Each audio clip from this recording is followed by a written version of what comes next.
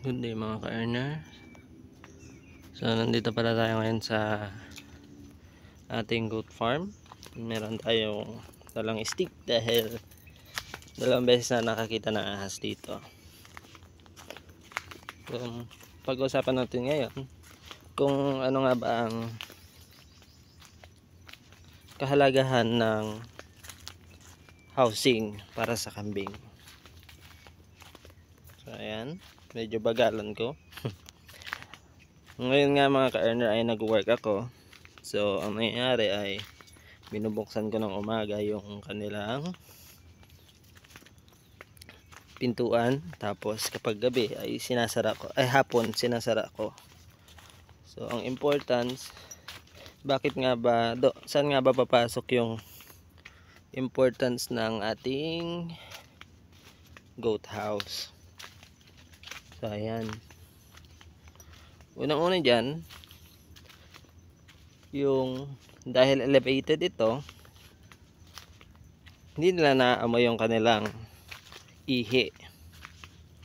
So maiiwasan yung malilesen yung chance ng pagkakaroon ng ammonia, ay pagkalanghap nila ng ammonia. So yun ay maganda kapag elevated yung bahay nyo tapos laging nalilinisan.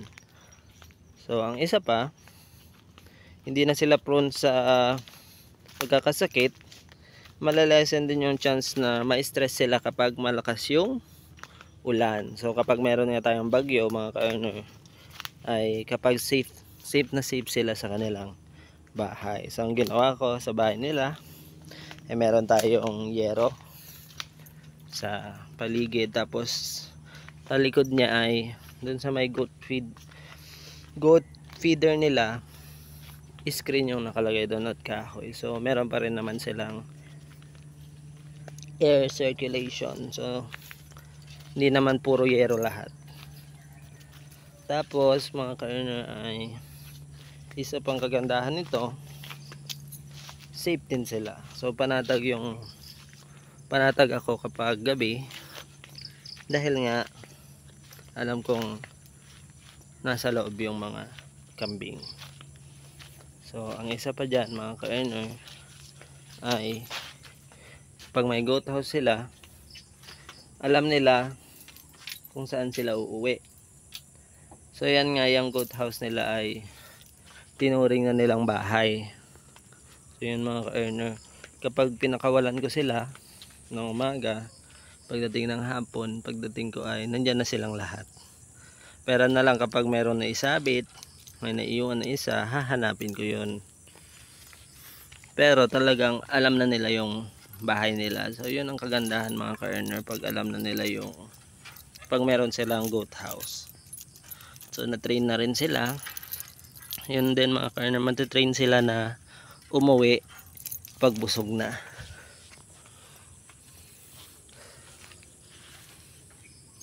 So ayan, kapag may goat house, pwede ko silang pakawalan. Pwede ko silang, dati nga ay takot akong iwan sila. So ngayon iniiwan ko na sila. Okay naman, so far so good. Almost 2 weeks na iniiwan ko yung mga kambing dito dahil nag-work tayo. So hininaan ko yung boses ko mga ka-earner, baka may makarinig. So ito, nilalak ko lang. Ayan, sarap ng tulog nila. Nakakamiss din. So more vlogs kapag done na kami sa ginagawa namin, sa work namin.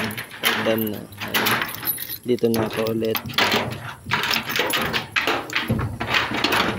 So ganito ang daily routine ko na. At sabi nila dapat ay hindi pinapakawalan ng kambing na masyadong maaga. So mag-8 pa lang. Malilate na ako sa work. Mag-8 pa lang mga ka-earner. Bubuksan ko na. Minsan mas maaga ako dito ay binubuksan ko na yung ating kambingan.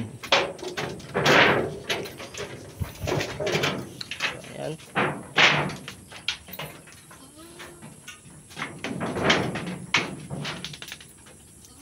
Kapag may goat house, kahit nabuksan ko na tong bahay nila mga ka-earner, ay meron isa lumalabas, pero usually hihintayin nila yan na uminit or umaraw. So ngayon maglilinis ako. So yun ang mga kahalagahan ng pagkakaroon ng goat house mga ka-earner. So safe sila, tapos alam na nila, matitrain sila kung saan sila uuwi, tapos may iwasan yung na maamoy yung mga ihi nila. Yan nasa baba lahat dahil elevated nga. Tapos panatag din dahil alam kong safe sila dito, iwas din sa mga ahas, ganyan. Tapos ayun, kapag mayroong bagyo ay alam kong safe na safe sila dito, hindi sila mababasa ng ulan. So ayan mga ka-earner, yun lang muna for today's video. So thank you for watching and God bless always. Sana ay na-inspire ko kayo na mag-alaga ng kambing.